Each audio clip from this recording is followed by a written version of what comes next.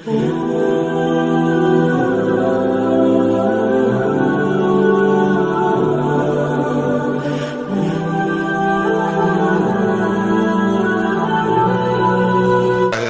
Karno mah karomah ulah dikira deuleu babaturanana Sabang sampai Merauke kiai-kiai deuleu kelas duniana di luar negeri na Bung Karno Masya Allah berkaromah jeung boga wiridan khusus nu hese wae wiridan ibadah adalah Bung Karno entar carita digul carita Jakarta carita dakwah Bung Karno memuringkak bulu urang ketika Bung Karno rek dakwah ka Rangkas Bitung emang naik mobil henteu naik kereta api Bung Karno di Jakarta naik kereta api kebenaran kapanggih jeung sahabat baraha santri nu deuk masantren ka Rangkas Bitung cak santri teh si jelema gagah amat pahareup-hareup di kereta api pahareup-hareup ditanya ku Bung Karno teh ini mau kemana saya mau ke Rangkas mau ke rumah siapa mau ke rumah Kiai Anu oh mau ke rumah padahal Bung Karno ge deuk ka imah eta horeng di Kiai eta poe eta teh deuk acara gede jadi akur tak tujuanana berapa orang cek Bung Karno saya ada 15 orang mah udah nanti saya bapak yang bayarin ya ih jangan enggak udah biarin dah dibayaran punya 15 orang di kereta api itu nanya si itu teh nanya bapak emang dari mana saya dari Jakarta nama siapa nanti juga kenal lah nggak usah tahu tawadun teh juga lamun kuari bapak ini sampai nggak kenal loh lihat nih apa nih nih waduh sembarangan tuh Bung Karno Masya Allah murika kulu kalau malam menulis sejarah Bung Karno turunnya di Rangkas babarengan yang santri pura-pura mau ke rumah Kiai Anu rumahnya di mana yuk cak santri bareng sama saya ayo kamu duluan saya belakangan aja bab saya nggak tahu rumahnya terus baru datang ke imah Kiai itu rame cak santri pun rame amat nanya emang aya acara nungguan Bung Karno tak Bung Karno nak horeng eta aduh cak santri teh ai kita tadi bareng jeung Bung Karno horeng anak tawadu yang aku lah cerita tawadu Masya Allah pohara amat tinggal santri be aing tadi bae atuh caknya nanti aduh ngobrol biasa Bung Karno ku tawadu terus ceramahnya pidato na pinu ku hikmah Al-Qur'an jeung hadis terus bae maka cak kiai eta wal kula disebutkeun kiaina nyaho padahal mah kuari ge moal balanan sejarah warai Rangkas Bitung Pandeglang Tangerang nya ceramah jadi Bitung ceramah nanu di Bitung mah inget bae ku anfusakum wa ahlikum naro andak abah kula sok dongeng Bung Karno bae eta ceramah Bung Karno ku anfusakum wa ahlikum nar wa quduhan nas wal hijar jagalah anfusakum dirimu baik-baik wa ahlikum dan ahli kamu sekalian kalau kita cerita diri kita di sini kalau kita cerita ahli ada ahlun fiddin Bung Karno ahli berarti seagama cak Bung Karno teh saudara kita itu adalah satu agama berarti bukan Indonesia saja bukan di Indonesia yang di Singapura ahli kita yang di Malaysia ahli kita yang di Amerika yang di Saudi Arabia sedunia wa anfusakum wa ahlikum nar kita harus peduli menjaga ahli-ahli kita baik di dalam negeri Indonesia maupun di luar negeri sebab yang namanya satu agama itu adalah ahli tah cerita Bung Karno kadenya sia nah iya tah keur di Rangkas Bitung santri tinggal kurucut cai mata beres ceramah Bung Karno balik dek di alam terkeun henteu cekna kareta bae tah jam sabaraha ka Jakarta aya kuari gubernur naik kareta Allah ulah memeringkak bulu doan tak dikenang Bung Karno mah lain baik ku bangsa Indonesia dunia mengenang Bung Karno Masya Allah neye ku anfusakum wa ahlikum nar di Rangkas aya ceramah-ceramah cerita kenegaraan namun di Rangkas Pak sebab ndek itu menentukan 4-5 penaikan bendera walaupun masih ditahan ku Belanda tidak diperbolehkan tapi Bung Karno geus ceramah tanggal 17 bendera Sangsaka merah putih harus naik apapun yang terjadi ceramah di Rangkas Bitung seperti itu tidak peduli negara manapun yang akan melarang penaikan bendera tanggal sekian tetap harus kita taikan, harus kita kibarkan di mana saja dan siapapun. Indonesia harus mengibarkan bendera pada tanggal 17 Agustus 45. Eta ceramah di Rangkas. Tuh bareng si Ajeng Soekarno jeung aing. Bupati Gejan puguhnya nyahoan sejarah kos kitu buukuna ge geus teu meunang di kamana-mana sejarah geus inting-intingan sejarah Bung Karno eta teh kan kuari dikasetkeun aya ceramah di Bitung aya kasetna, ceramah di Rangkas aya kasetna, ceramah di Pandeglang aya kasetna, kuari barisan da kuari nyahon wasli nyahon lain ge pokona eta bae lah. Eta teh bukuna ge teu meunang dibacakan ku bangsa Indonesia nu eta mah nu asli nu kuari anu eta mah nu di segala KPKI-an segala nu eta cerita PKI na lain PKI ke anta kajuna mah Indonesia kiai loba nu asup PKI mahnya mualnya Ki Hairun salah satunya jelema nu dituduh PKI lantaran Bapak Ki Ahmad lantaran babarga jeung Bung Karno seserian Ki Ahmad. Ieu sejarah tanggal 10 Muharram 10 Muharram ieu hewan kumaha ieu hewan ieu Zaid boga munding cek urang Bandung munding ge cek urang Belaraja mah kebo serem kadang-kadang kebo Taeta Ki Zaid boga hewan munding boga hewan sapi boga hewan domba eta teh kudu jelas pengurusanana hiji kandangna jang paranti meuting ka hewan mah meuting si ada ke jang paranti kulem ulah kitu manyai ka kebo kulem ai ka jelema segera hees dibalik jang paranti meuting eta teh kumaha kahayangna ieu munding teh kahayangna kuduna teh kitu naon ngaranna dipirunan kudu make pirunan sebab betaheun nya namun make pirunan sapi kitu keneh ulah eureun-eureun nya mah tina cai jeung jukut domba nah ieu domba teh kudu puguh tempatna teu meunang berkeliaran domba awas sing ade urang boga domba kemudian domba naik ka imah urang kemudian domba nyabut gitu tatangkalan urang engke di akhirat nu bakal di BAP nu boga domba sing ade sebab domba mah kudu diraksa lain kudu dilepaskeun kumaha lamun hayam seru bae hayam bebek Persi silakan hendak mah tapi rumat kudu aya tempatna lamun Persi nyaba ka imah batur gandeng menguang soang gitu lain Persi menguang kumaha lamun boga imana keres pan waktu teh waduh luar biasa aya nu jam sakieu mah hees jam sakieu mah maca Quran jam sakieu mah tafakur jam sakieu mah batur tah mah nyaritakeun batur nyaritakeun urang mah lain kitu ja maca Quranan dia urang mah eta teh waktu teh tapan waktu hees kumaha keur waktu hees aya nguang pan eta nya elep-elepan aya soang kemudian deuk ngageubahkeun pan kita tunduh sok leungit ngageubahkeun heula tunduh sok leungit asal tunduh leungit teh hees lamun teh hees peuting teh pan terganggu boga pagawean wirid boga tahajud andai kata atawa soang jeung Persi naik ka imah pan ai Persi mah model lamun kurang diantepkeun nya mah tenang we asal digeubahkeun crot eta heran Persi boga kamodesan Persi teh kos kitu nya mah eta Persi mah mun kurang lalaunan moal tapi lamun digareuakeun coba buktikeun kuari bisa dibuktikeun Persi deuleu tah asal digeubahkeun crot ngising. Nah iya ngisingan imah batur lahan batur eta ngaganggu di akhirat bakal ditegor. Masya Allah geus cukup ulama ngabahas tentang hewan.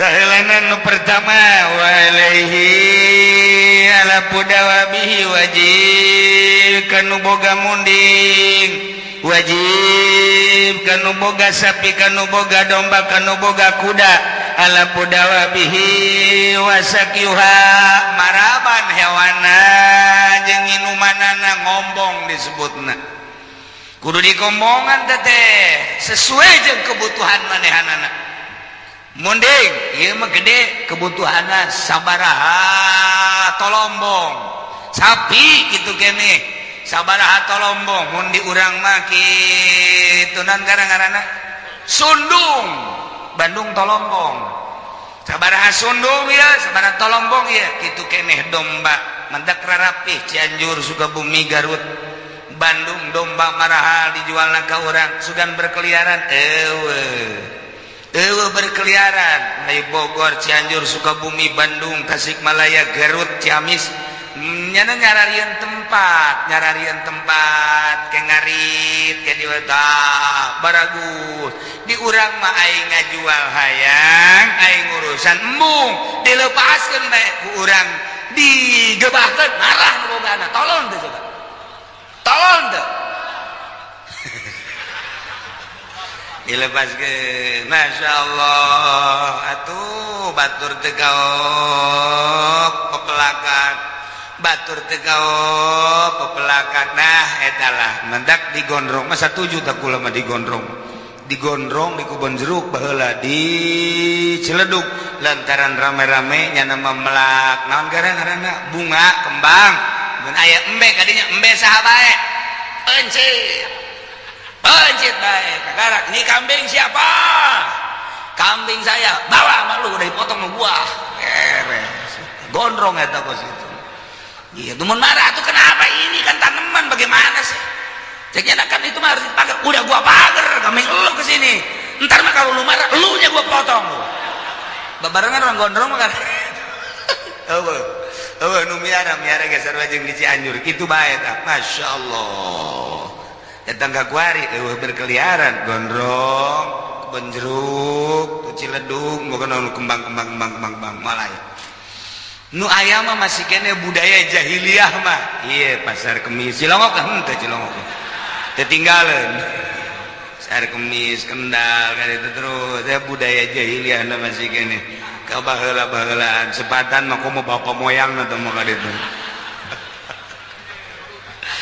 ya Allah ya Rabbi mentak imah teh imah bararsi di urang eueutna tanggalan lain embung melaknya nage asal melak kaheula-heula jeung embe ge ngobrol tuh dahareun urang tuh keur melak embe ngobrol nu melak ka jero bah kompetisi nya paheula-heula gelut embe jeung embe saya teh hese jasa wajib dijaga sing ade kitabna aya besi pajarkeun eueuh kitabna teh ye walaihi ala pudawa bihi wasagyuha wajib eta hewan teh kudu dibere dahan dibere nginum disebut dikombong kemudian termasuk hewan-hewan anu laletik mun urang boga piaraan hayam wajib diparaban mun aya nu paeh kurang parab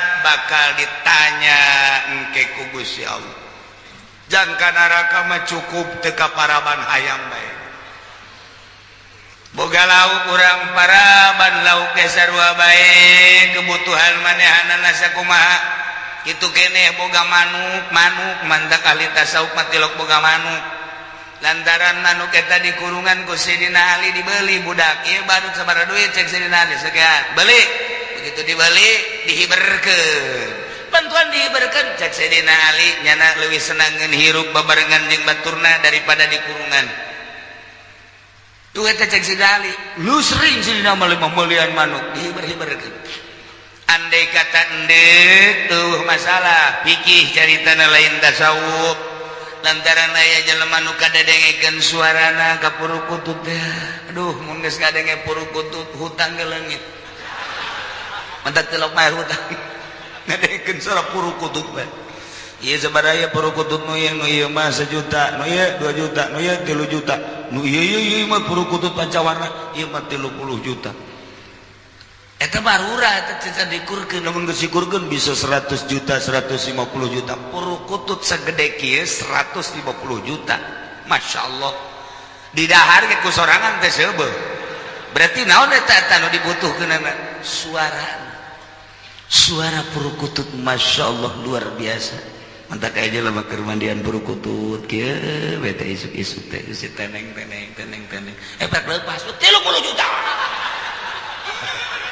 nisain puru kutut teh aduh 30 juta cakere 30 juta pamajikanna naon 30 juta ieu ber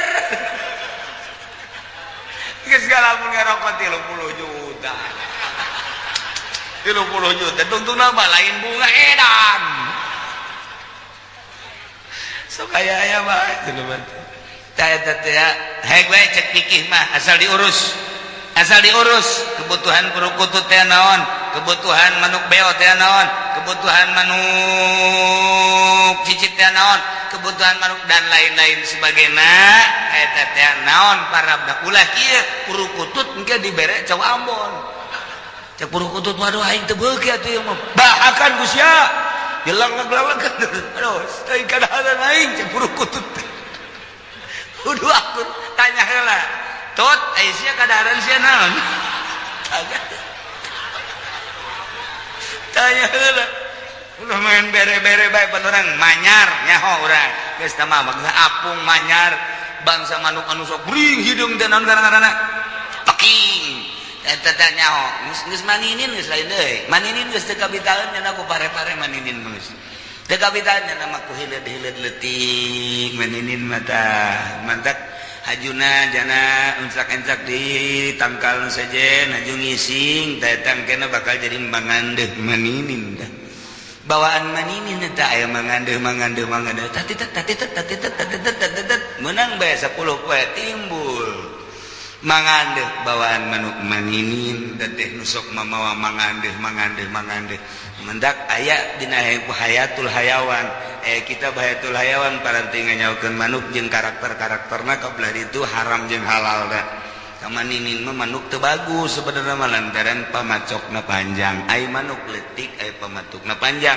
nu mantaknya nama kabeukina ge teu bagus hileud nangke di mana-mana nyana enslak bakal nangising di dinya engke bakal jadi mangandeuh teh pan teu bagus maninin eta manuk teu bagus kuari mah dibeli ku batur sabaraha duit ieu maninin 500.000 heran aing mah maninin 500.000 naon nu diarahna isi maninin tah eta kos kitu lah nah ieu manuk baik-baik secara tasawuf mah teu bagus secara fikih mah haek bae aya jelema nu terhibur ku suara manuk sebab kelengkapan alam teh Gusti Allah teh nyen untuk kelengkapan alam ialah manuk aya jelema keur pusing-pusing ngadenge baceona manuk waduh serba bisa ya manuk ceknya nanti cek pemajikan kakak tuh bisa nanti ngabaca boro-boro ngabaca yo kakak mang ngojek eleh wae sial manuk lu ngabaca nya nu ribut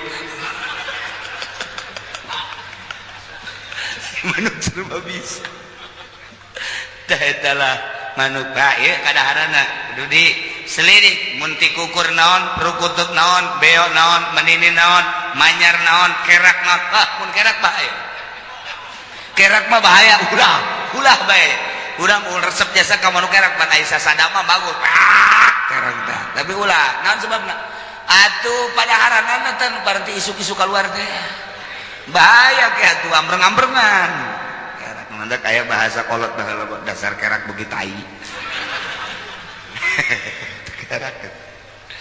tapi budak kuari mah tempatnya raweun ka manuk sebab manukna geus eueuh aya ge di tempat manuk ai baheula mah zaman kula leutik asal keluar bae masyaallah manuk jaket trot serem ngaranna jaket trot sareng bunting hidung ge geus puguh alap-alap dulu kuntul mah di sawah rentul anu luar biasa urang neuleuh kuntul sasawah ngayapa putih kabeh masyaallah luar biasa manuk segala manuk aya di sawah teh eta alam nu kamari subur teh neuleuh manuk di sawah di huma masyaallah tatangkalan kabeh haju tatangkalan naon ge bangun nu boga buah tangkal buah teh ku kabehan di ala eta berkah amat baheula mah aya tanggal buah hiji angin gede di parulu ku kabeh nu bogana aja teu nanaon kok bisa teu nanaon atuh nu bogana ge teu melak ieu da jadian sorangan tapi eta di kebon pohara jasa kebon mana wae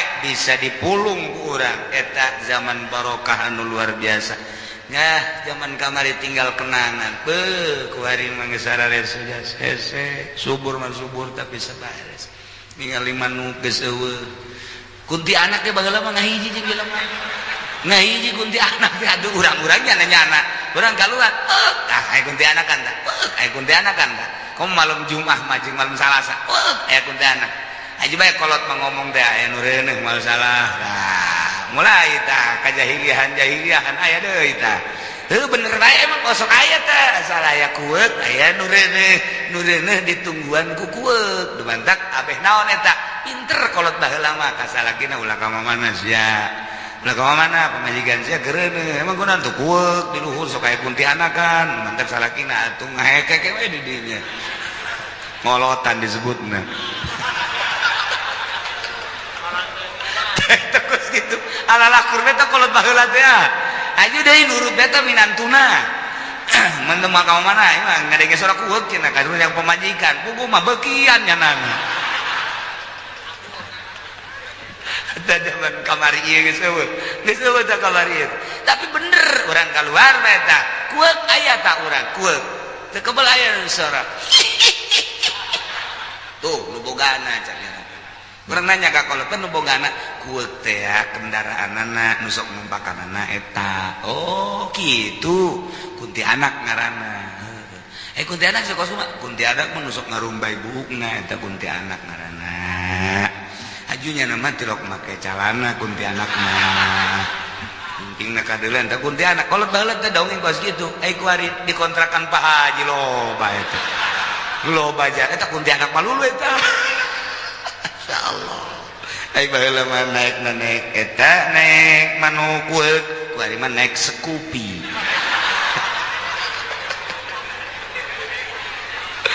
ya Allah ya perbedaan alam ya perbedaan zaman si kene subur jasa Masya Allah orang menyaritakeun babanjiran bageret berada setengah babanjiran simut Masya Allah geus teu kawadahan urang dieu kabeh ka sawah ngalan simut nu botol teh anu ditiir teh simut lagi geus macem-macem aya nu teu meunangan bae deui sarua pangitik tinggal pangitik tapi teu meunangan bae bebeja ka bapana batur meunang sabotol dua botol mun satiran ulah man teu meunang mana pangitikna ieu coba ka dia ku abah dihitung heula mais manggang ngorogo pos mais manggang ngorogo pos atuh sia mah pos tungtungna pos moal meunang sia nah ku abah dihitung bari mais manggang ngorogo tah ngorogo bae tah atau mais ge tungtungna mais manggang ngorogo mais mangga ngarogo maisna mais tek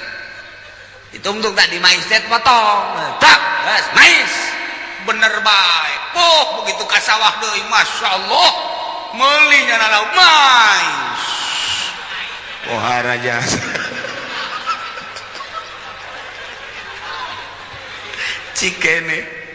cikene alam-alam nu kos karari itu teh urang lamun aya kokorolokan didelegeun we urang aya anak lele pasti aya indungna aya anak lele segede kieu segede curug indungna kajen kumaha ge aya indungna tangan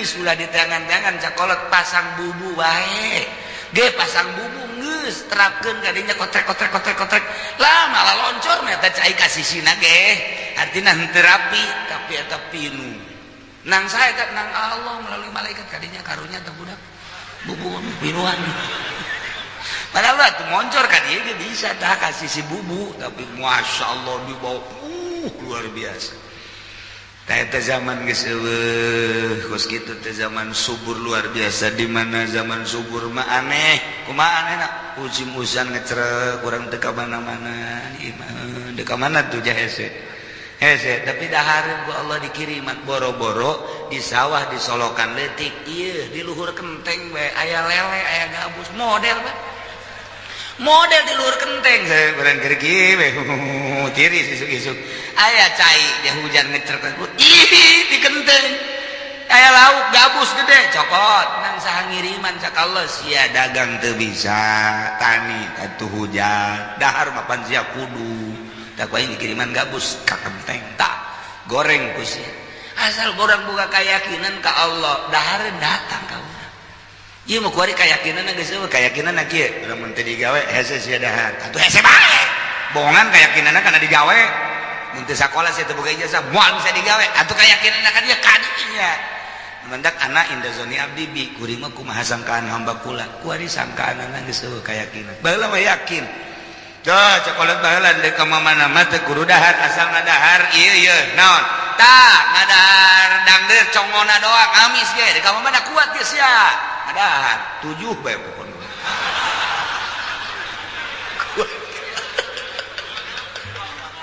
kuat yang amis deui geus kitu bae teh mah masyaallah puara jasa kukuk bae kukuk leutik keneh isuk-isuk urang gadinya leutik cakolot teh aya ngadahar kukuk amat gampang tutupan kan tutupna make anu diawit teh anu karatang nu diawit teh kitu longkopna tutupan make longkop ngan make kuku heula dikitukeun saeutik trek longkopan gadinya bisa ditungguan aditu heula sagadeg samenit 2 menit sajam beda bude kukuk nggak ada bude coba eta kolot baheula bisa kos kitu eta ya Allah ya Rabbi masya Allah ieu mah keur carita zaman-zaman kamari nu budak kuari mah geus teu ngalaman kos kitu ngalaman kuari mah HP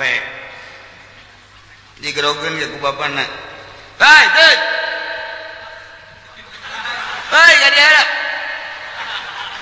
berarti itu si kurang teu gade ge tanaon kagok mah atuh nang sameulikeun eta HP-na nang mana aing teh ceurik pan ai dibere digerokeun ke nembalan ieu zaman kos kitu kuari zaman HP nu meuli ka nang mana lantaran nyanana ceurik ai teh dibelikeun ceurik ai dibelikeun atuh eta kos kitu digerokeun kita ka warung teh balanja embung mah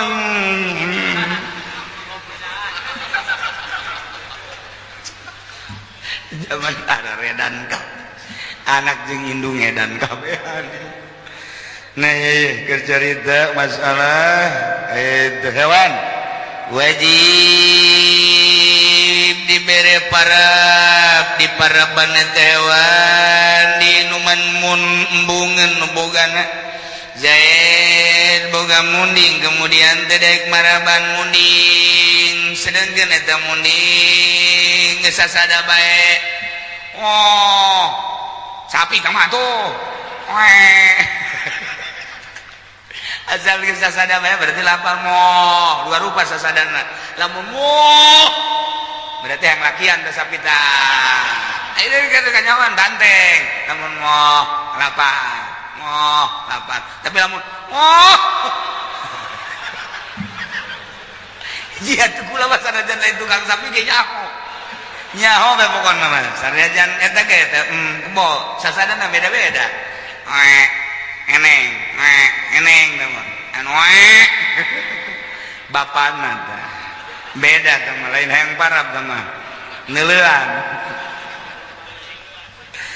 wajib diparaban mun teu daekeun maraban sapoe dua poe teu daekeun maraban keluarga geus ripuh sedangkeun eueuh anu ngarit lapor ka hakim tah hakim teh urusanna ka kebo-kebo ji urang lamun di negara Islam rapih ya sebenarnya mah lapor kamari mah lapor urusan tolak iya kan urusan nikah kamari mah urusan kebo pagi siapa ini saya ngaranna nu boga kebo nu bagus sayanya pan ai Dedi mah teu bagus boga kebo Peri Dedi Jore punya boga kebo saya mah Mang Salawi nah pas Salawi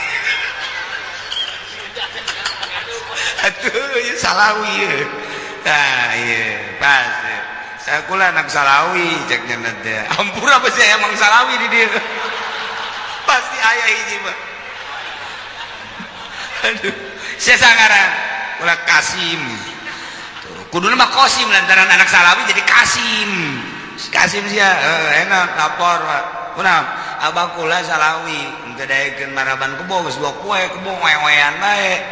Je, KRT-an saja RT 404 kula. Hege. Kelurahan sa. Lah, urang mah geus eta bae pokona mah. Geus datang tim ti kehakiman datang ka dinya. Mana Pak Salawi? Saya, Pak. Ini kambing kerbau siapa? Ya, saya, Pak. Berapa kerbaunya? 6,5, Pak. 6,5. 6 meneng 1. Oh iya. Ini ada laporan tadi pagi anak Bapak punya anak namanya Kasim. Iya. Laporan apa itu anak saya? Laporan nih tanda tangannya, surat laporannya jelas bahwa dia anak Pak Salawi sekarang padahal sehat, tidak mau lagi ngempanin kerbau. Betul? Betul. Nah, ini keharusannya menurut agama yang telah dijelaskan dalam Undang-Undang 5 Pasal 5 di Indonesia. Ayat tahu teh undang-undang. Nah ini pa'inim tanah ujbiro fil makul ala bayin awalapin awdibin. Ketentuannya dalam pasal 5 Undang-Undang 5 di negara Indonesia, kalau ada seseorang yang punya kerbau kemudian tidak mau ngempanin, nah ini adalah keharusannya 3. 1, harus dijual bayin. Kedua, kalau tidak mau dijual harus dimpanin. Kalau nggak mau jual, nggak mau ngempanin, potong bagi saya. Kok begitu Pak Hakim? Iya, ini kitabnya tuh. Fil makul ala bayin aw anapil aw dibin. Kelihatan nggak? Udah nggak kelihatan, saya udah tua Pak. Ya ini undang-undang pasal 5 ya. Jadi harus itu, nggak mau, tidak boleh tidak, harus dijual. Jual nggak mau Pak, saya mah nggak mau jual kebo. Kenapa emang? Rasanya kasihan, dapat saya ngempanin kok dijual. Aduh mau diapain itu mal lo? Empanin itu? Nggak empanin juga nggak mau, anak saya nggak mau, biar pada mati aja. Goblok lu. Udah dipotong aja. Mun teu daekeun bae, dijual tetep teu daekeun, maraban embung, pilih di antara 2 hakim, antara dijual yang dipencit.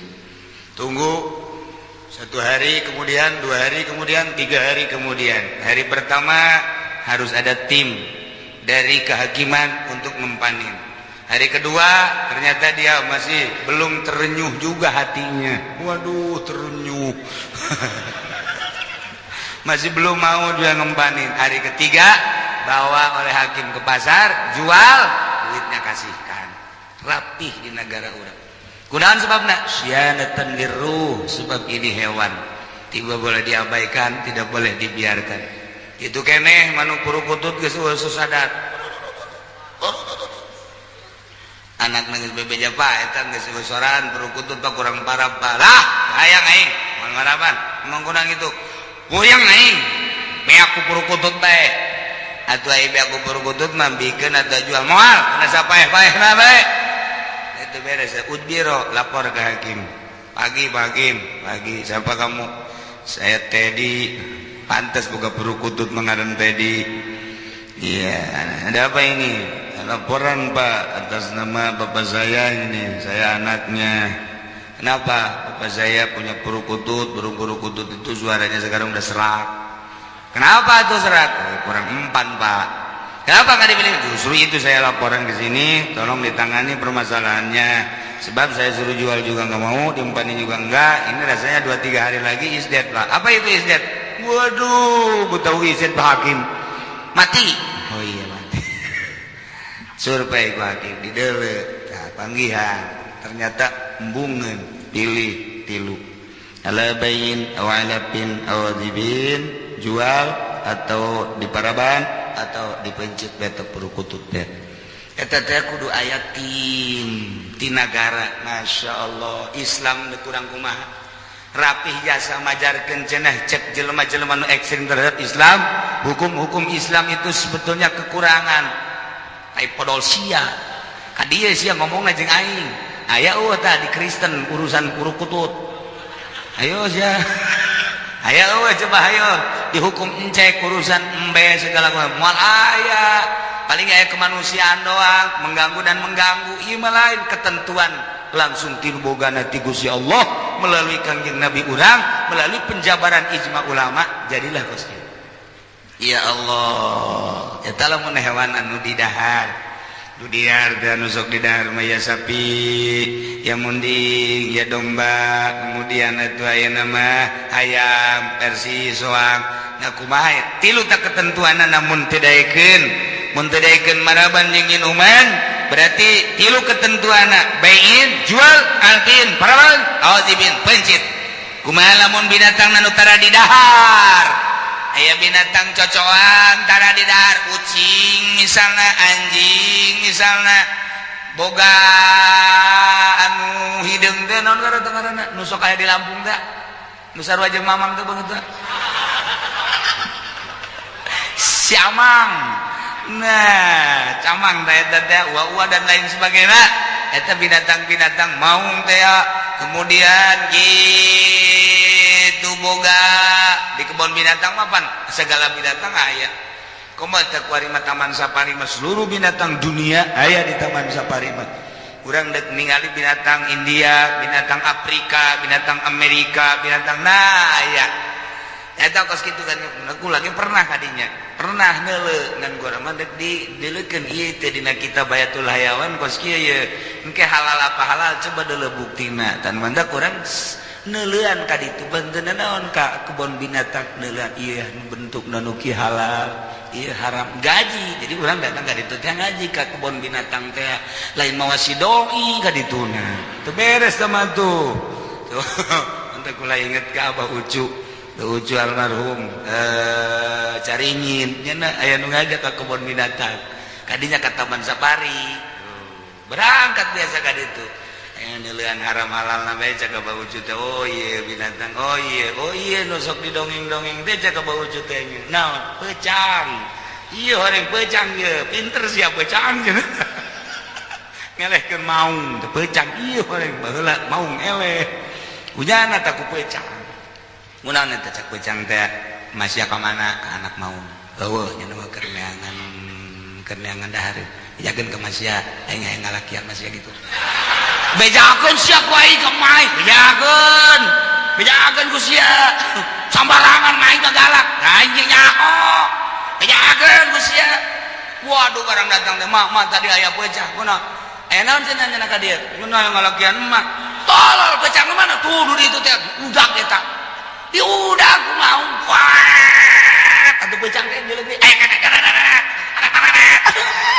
wah aing beunang asana cak pecang ieu aing beunang asana ieu kabeneran aya gonggorong asup jana ka gonggorong set mau ge kuat set teu asup mau mangan sakieu doang nonggeng we pecang balik deui ka ditu nah ini dia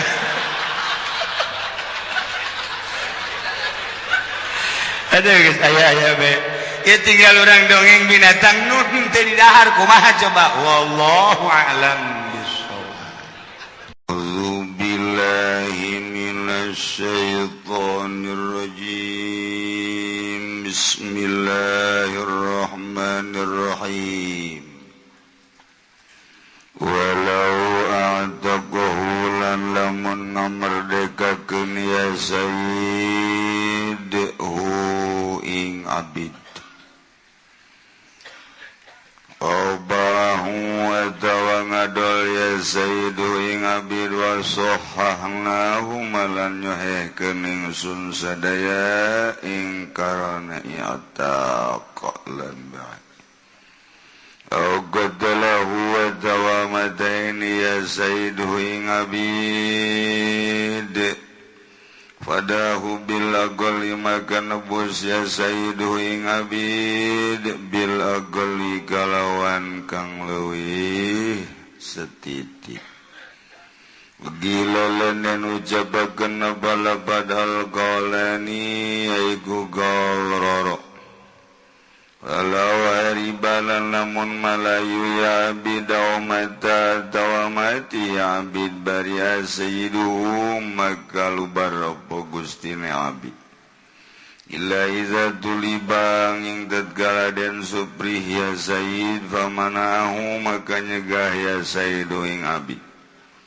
walau yakhtara lan lamun milih ya Sayyid al-Fida ing nabos bal asahu maka utawi kaul asahu iku anallahu satuhuna iku tetep kado Sayyid arruju'a harruju'a balik Fataslimahu lan masrahakan ane abid wa yabdilan nebus ya Sayyid umma waladi ing umma walade ya Sayyid bila kali kalawan kang lewi setitik wakilalan dan ucapakan apala padal kolani yaiku kal lororo wajina ya tuhalan utawi seke hukum jinaya utai hukum segai jinaya hea walad iku kawahidatin kaya kang suwiji bil azhari ing dalam mungguh kaul azhar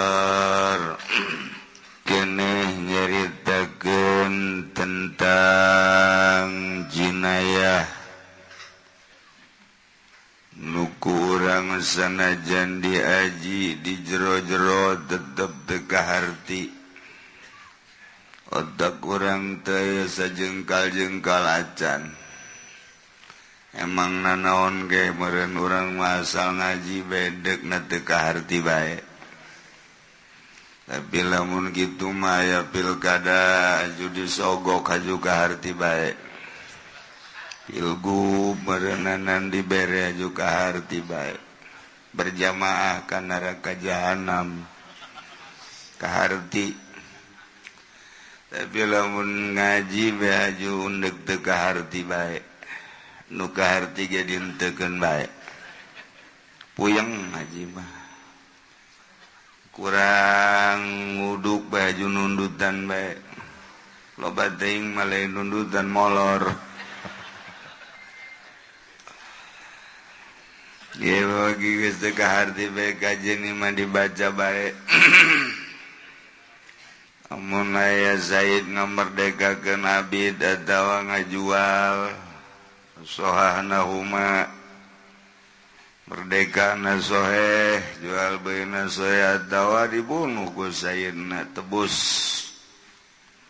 maka harga nu paling minim tebusanana mun kurang tambahan embohan tiga kaul kaulani dua kaul sakumaha nu tadi bae nu geus ti heula dicari ketakeunana nu mana meureun walau hari balamun malayu mabur abid mata tawa pae habit isi kurang nyarita kenalannya iya aya abid ngabunuh aya seorang abid ngaran Zaid ngabunuh Ki Umar nu tanggung jawab adalah Sayyidna lantaran abid nama boro-boro tanggung jawab bukunya nana ge budak belian teu merdeka nyana teh budak belian budak abid mah bisa dijual belikan bisa digadekeun bisa dihibatkeun bisa diwakofkeun kos kebobe gitu mantak atuh nu tanggung jawab adalah Sayyidna ayu urang mapan jelema merdeka mun teh mah menganiaya nu tanggung jawab asobahna wari abid iya Sayyidna ay prak mabur abidna atawa pae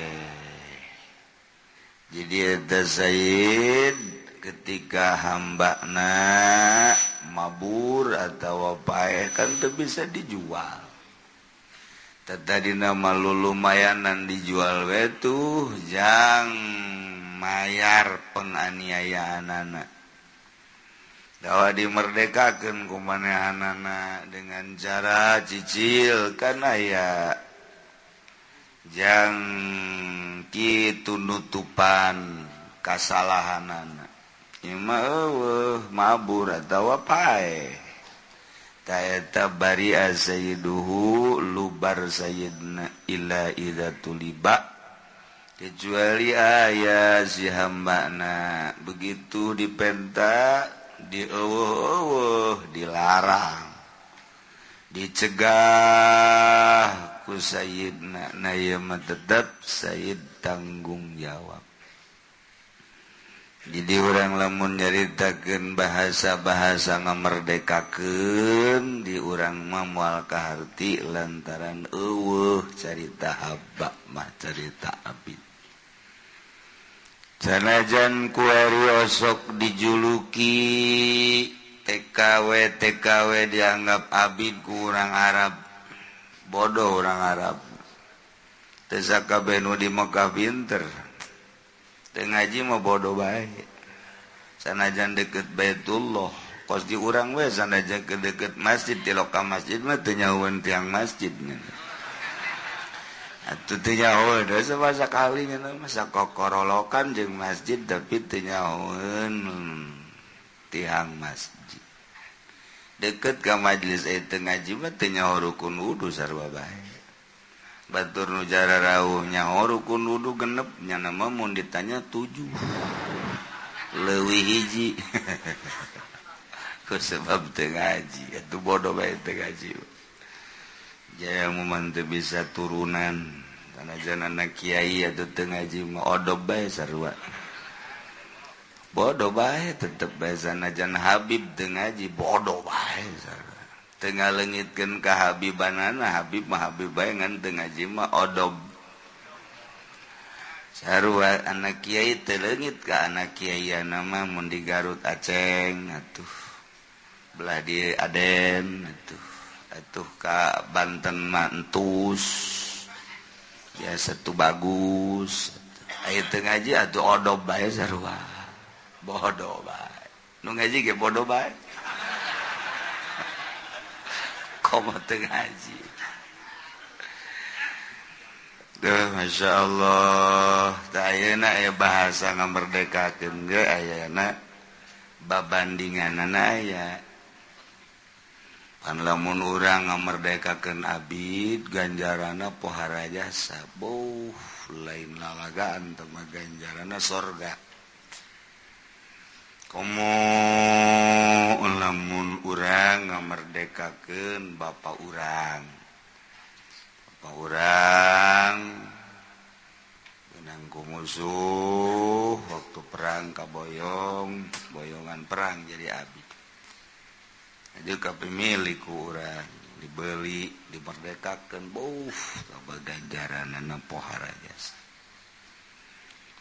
tambah geus pohara bae gedean mah cenah kiai jeung nu kieu jeung nu kumaha mun urang nyandung nu kolot kabur nah geus kitu caritana menta ditolak bae geus kukuh menta ditolak ya otomatis kan ngaranna ge jelema yang ditolak sarua jeung manuk hayang hiberan ditolak bae sabodo kulantarannya nah tu ditolak ka dieu hese ka ditu hese meunang 10 tahun kampang hede ku salakina neng ieu keur naon di dieu kieu bae cenah kula mah sabada ditolak teh teu kawin teu emang kunaon teu laku aduh tah mah atuh ja urang baheula geus boga anak aya 5 aya genepna lah ku kakak atuh dek dibalikan deui bae ku ari bareng nikah deui tah eta gede jasa ganjaran eta ngabalikan nu kolot mah tuh cenah nu itu na masih kan atuh masih ngan gua mah jadi nu ngorah teu naon cenah jadi ngorah mah padahal kolot nyana asal jadi nu ngorah bae bungaheuna we mah embung jadi nu kolot boloon status doang embung jadi nu kolot ya Allah ya Rabb aya ge nu sabanding jeung ngamerdekakeun kieu ma min ayamin tamalu fiha habu ilayya min hadhil ayyam wa ilallah daya sababaraha poe anu dipakai beramal dina eta poe-poe luluy dipakai karesep ku Gusti Allah kecuali min hadhil ayyam yakni ayyamal asyri 10 poe bulan Zulhijjah. Temo ganjarana pohara jas. Qalu cek sahabat walal jihad ya fisabilillah ya Rasulullah dibandingkeun jeung jihad gedean mana? Wahai gola walal jihad fisabilillah dibandingkeun jeung jihad fisabilillah masih kene unggulan 10 poe bulan haji tanggal hiji sampai lebaran. Pohara tama poe tama. Kudu jasa ganjaranana. Illa rajulun kecuali lalaki kharaja binafsihi wa malihi keluar mawa awak jeung harta kemudian ke Palestina atau ke Suriah perang palam yarji bin zalik teu balik deui awak jeung hartana dikorbankeun jeung lillahi kalimatillah eta moal babandinganan eta luhur jasa tah geus mah di akhirat da geus langsung seungit bakal kabita kabeh ku seungitna eta jelema sehingga kabehan hayang ka dunia deui hayang perang ku bagus-bagusna dikitu-kitu ge tetep kuari mun tita perang embung bae eta jadi urang mah ipis jasa iman teh ipis jasa ulah tita perang tita mondok bae sae mondok bae mondok bah kula mah pasantren bae ulah sakola ka mana sian ke ka ditu hirup ye bah kula mah pasantrenkeun bae lah kabita jasa ge di akhiratna di samping kula abah emak pan nu ngabiayaan ke eta pan ka jahit ke bakalna ka sapaatan geus mah pasantrenkeun bae akhir zaman kieu sia yang mondok anak nyaho ka internet beureun budak ortodok teh sih kudu hayang mondok atuh sakola cak yang sakola minimal sanawiyah aliyah minimal kus kali itu dong komo kadanan saya jadi hayang jadi presiden manggantian Jokowi atuh eta disengsirikeun ku bapana hayang mondok bae disengsirikeun saware ai saware mah aya ceng mondok bae lah jaku abah teu kabiayaan eta kolot oplo deh sarua aduh masyaallah geus mondok bae daripada luntang lantung sia di imah naon ning mondok bae ieu nu bener tan mondok pa kabeh. Waalaikumsalam. Di mana? Abdi di Jakarta. Saya Jakarta Pak Kiai. Ada apa? Menyantrenin anak. Anaknya ada berapa? Ada 4. Yang 1 udah jadi insinyur, yang kedua udah ada perandas, yang ketiga udah. Tinggal yang ini mah nggak mau mikir Pak Kiai. Otaknya kayaknya ya Allah, kayak gimana kali ini mah anak udah pesantrenin aja lah katanya. Habis sekolah nggak naik iya tuh, masuk pabrik nggak ada yang nerima udah pesantren aja lah agama maju temual tis dicekel ku model kos gitu hampir ditampilin teh jelema poaing dengan cekate atuh sakitu ge atuh lumayan we jangan ganjel trip malah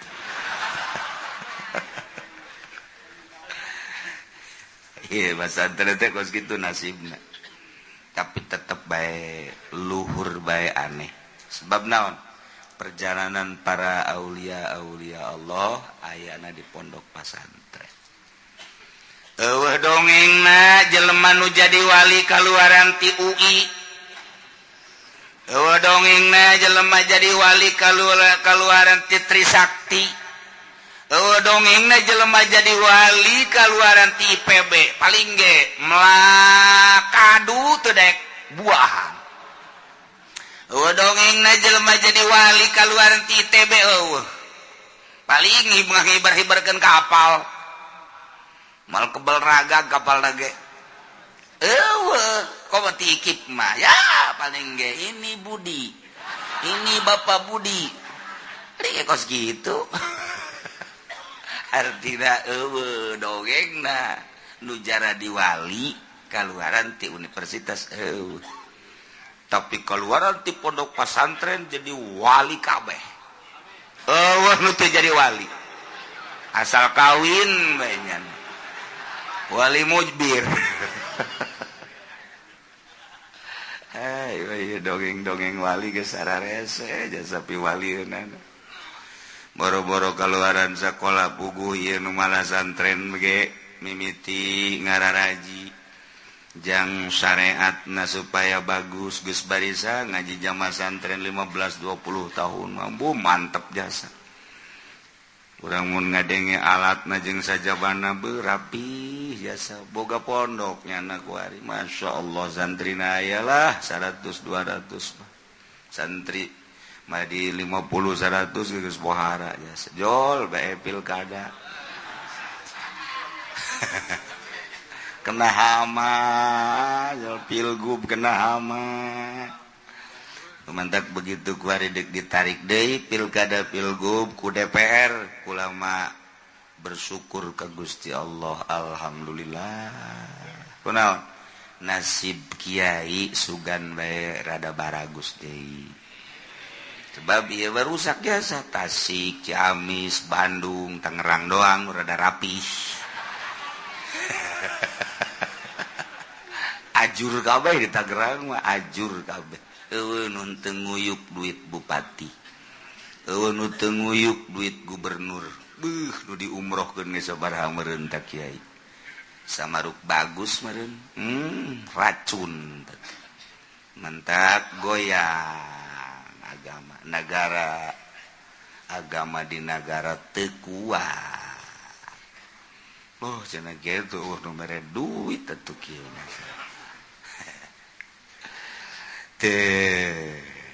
Ya, ieu carita poe nu paling unggul.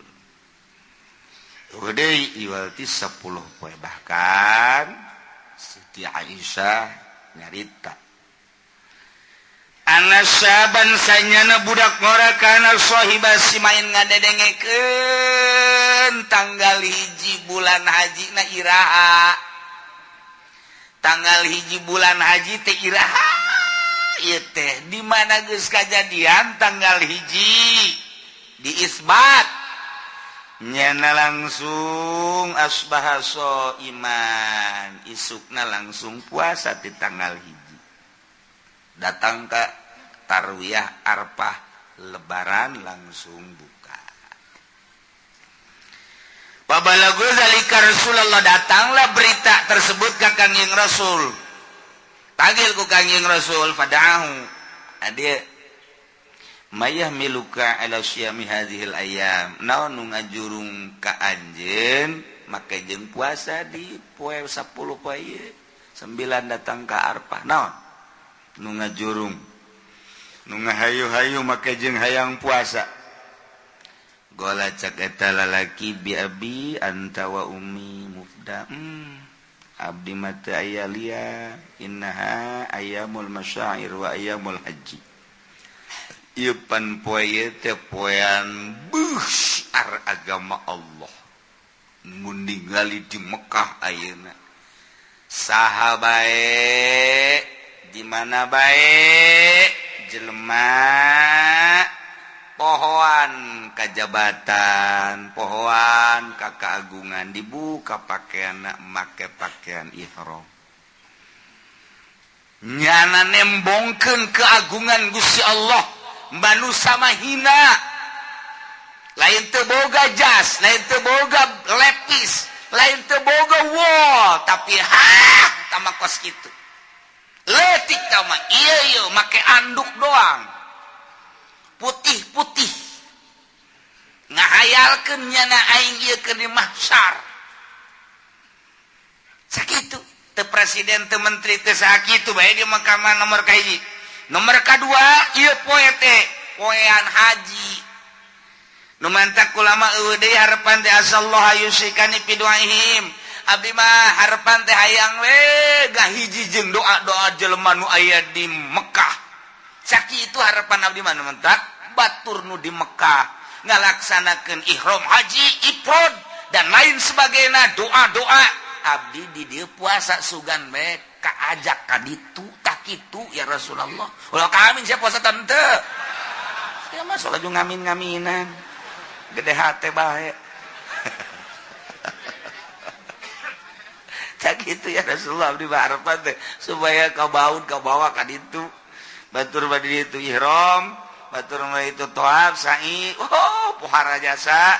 Ah, abdi mah di dieu atuh puasa supaya kabawa ka ditu. Qala cek Kangjeng Nabi fa innalaka bi kulli yaumin tasumuhu adla mi'ati raqabatin wa mi'ati badanatin wa mi'ati farasin yuhmalu alaihi fisabilillah. Lamun kos kitu peta anjeun teh diganjar ku Gusti Allah puasa anjeun bi kulli yaumin unggal poe nuku anjeun di puasaan sabanding jeung 100 ngaberdekakeun 100 budak. Sarua jeung mawa 100 onta 100 kuda yuhmalu alaihi fisabilillah dibawa pakai perang sabilillah. Masya Allah. Nu puasa tanggal hiji, tanggal 2, tanggal 3, tanggal 4, tanggal 5, tanggal 6 tah eta tanggal 7 ieu sarua jeung ngamerdekakeun 100 kaula. Dimerdekakeun abid 100. Sarua jeung mawa onta pakai sabilillah 100. Sarua jeung mawa kuda 100 pakai sabilillah. Ganjaranna gede jasa. Lain lalaganya puasa dina tanggal hiji sampai tanggal 7. Aduh. Paizakana yaumut tarwiyah di mana kejadian poe tarwiyah tanggal 8. Falaka fiha adla alfi raqabatin wa alfi badanatin wa alfi farasin yumalu alaihi fisabilillah. Lamun datang ke poe tarwiyah, urang puasa di poe tarwiyah, sarua jeung ngamerdekakeun 1000 budak. Ambo, budakna ge geus eueuh ku ari. Urang sarua jeung ganjaranana ngamerdekakeun 1000 abid. Sarua jeung mawa onta 1000, mawa kuda 1000 dibawa ke Palestina pakai li'ilai kalimatillah perang sabilillah. Masya Allah. Ieu mah teu bawa onta, teu mawa kuda, hiji-hijian puasa doang poe tarwiyah sarua jeung ganjaranna mawa onta 1000 ka ditu pake sabilillah. Hese mawana deui ka ditu ge. Kapal mana nu bisa mawa aja teu meunang di embargo. Lamun poe Arfah, fa idza kana yaum Arfah tafalaka fi ada alfai raqabatin wa alfai badanatin wa alfai farasin tumalu alaihi fisabilillah. Lamun puasa poe Arfah sarua jeung ngamerdekakeun 2000 budak. Sarua jeung mawa onta 2000, mawa kuda 2000 dibawa ke medan laga pakai sabilillah. Tah gede jasa ganjaranna. Puasa di tanggal hiji, tanggal sampai 7, di tanggal 8 mah tarwiyah, lain deui puasa Arfah mah pohara jasa. Iraha kieu tanggal hiji da geus kaliwat.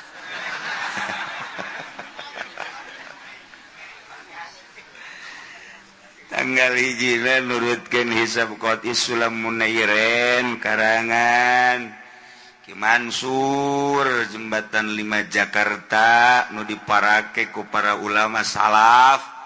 Samping eta hitungan-hitungan mulai durusul palakia dan lain sebagainya jatuh pada hari Kamis. Menangna 2 darjah 45. Di Mekah tambah 2 darjah dilempengkeun, jadi berarti 4 darjah 45. Taruhlah diurang 2 darjah setengah, di Mekah 4 darjah setengah. Nu mantak Mekah Kamis. Di dieu Kamis nu ngitung make hisab qati Kamis.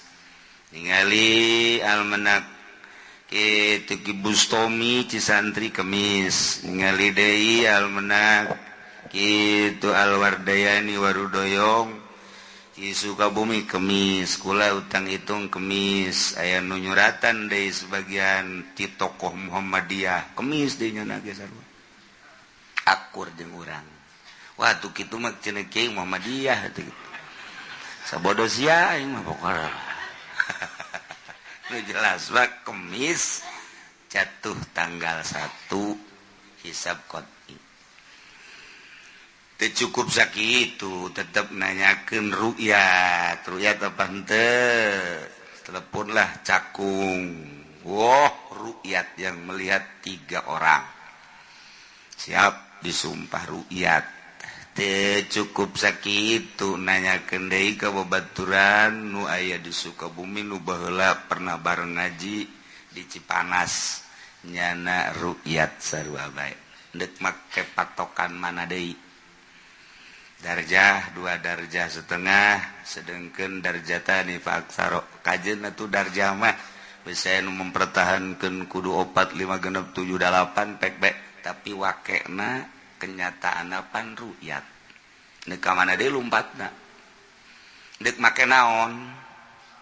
Deuk make naon deui? Deuk make hisab 2 darjah setengah, deuk make ru'yat geus ru'yat, haju deuk make naon deui? Deuk make naon deui? Ayo coba. Ya sekedar informasi tak seperti gitu. Ajaran paman deuk nurutin pemerintah bejuat los. Masalah dek ka mana ge ieu keur carita hitungan sebab di urang makan muatan malulu. Ibu Muhammadiyah jeung NU ieu mah asana angel ka ngahiji. Tahun kamari urang puasa Ramadan akur jeung NU Muhammadiyah embung akur. Teu make sulam nyana make hitungan Yamani. Geus kusebab NU na bareng jeung hitungan-hitungan kitu sulam. Urang di dia akur jeung NU Muhammadiyah teu akur. Kuari urang akur jeung Muhammadiyah NU teu akur. Dia tuh sabodo. Nyana embung alalakur berarti. Sebab naon di jerona loba muatan-muatan, di jerona loba kepentingan-kepentingan. Tanpa aya muatan jeung kepentingan, urang ibadah ke Allah abang mantep. Lain sekedar mantep tapi mantep sekali. Wah enak sekali. Orang Jogja yang sumpah enak sekali. Nah, sih wah enak sekali. Jadi gendah jasa menceritakan wah enak sekali. Sekedar informasi terserah geus kula mah di dieu puasana mulai poe Kemis tanggal 1 berarti akur jeung Saudi Arabia tarwiyahna jeung arpahna bakal akur haji akbar lebaranna poe Sabtu sakitu tah yuk ganjaranna pohara jasa puasa. Waduh cenah kieu mah can puasa atuh dibejaan geus tilokis ya mah tenang we heulana. Boro-boro teh dibejaan geus tilok ngan anu sok resep puasa beredanan tinggalin masalah tinggal kuari bae. Tadi geus ngadahar naon mun encan mulai kuari niat puasa. Jadi geus we tadi ge nginum encan, ngopi encan, ngauduk encan, nanon encan geus we kula niat puasa dina bulan haji geus beres. Kuari jadi tah. Mun tadi ngadahar uduk 2 piring. Masya Allah. Bahkan man shoma yaum tarwiyah atawallahu thawaba sabri Ayyub alaihi salam ala balaihi. Sajelema nu puasa di poean tarwiyah. Berarti tanggal 8. Tanggal 8 eta Kamis berarti. Kamis tarwiyah. Sajelema nu puasa de poe Kemis isuk nu bakal datang bakal dibere ganjaran sakumaha ganjaran kasabaran Kangjeng Nabi Ayyub alaihi salam. Moal aya tanding. Kangjeng Nabi Ayyub mah dibere